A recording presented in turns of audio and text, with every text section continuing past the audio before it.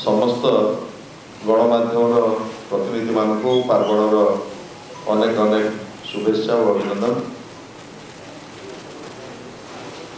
विरोधी दल नेता विजु जनता दल सभापति माननीय श्रीयुक्त नवीन पट्टनायक आह्वान दीर्घ 2 दशंधि ऊर्ध्व समय धरी 5 थर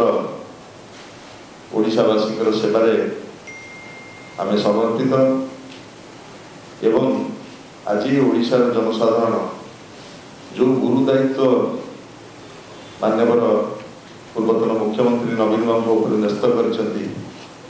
विरोधी दलर भूमिका आमको जो न्यस्त कर सुचारू रूपे पालन करने आम संकल्पबद्ध। यही अवकाश विजु जनता दल को तृणमूल स्तर में शक्तिशाली कर गढ़ी तोड़ापी 2टी पर्याय आमर जनसंपर्क पदयात्रा आरंभ होती एवं प्रथम पर्याय 6 तारीख दिन शेष होती एवं अभूतपूर्व सफलता आम प्राप्त होइछु। आमर 30टी जिला एवं तीनोटी सांगठनिक जिला मध्यरु प्राय 22टी जिले में जनसंपर्क पदयात्रा सरी एवं द्वितीय पर्याय जनसंपर्क पदयात्रा द्वितीय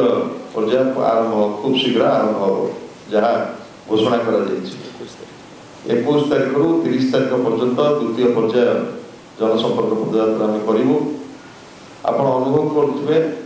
विगत दिन मानक जितेबाला जनसंपर्क पदयात्रा आम जाऊ जो उपलब्धि आम रही जनसाधारण सहित अतुट भाव में केमिति संपर्क जोड़ू एवं नवीन सरकार विभिन्न सफलतार योजना किभली भाव में लोक पाखे तृणमूल स्तर में पहुँचा आज ठीक से भाव में विरोधी दलर भूमिका आम सठिक भाव में किभली भाव में निर्वाह करूँ एवं ओडिशार जनसाधारण जो अपेक्षा आम पाखे रही पूर्ण करने निरंतर भाव में जनसाधारण सहित यही जनसंपर्क पदयात्रा मध्य दल को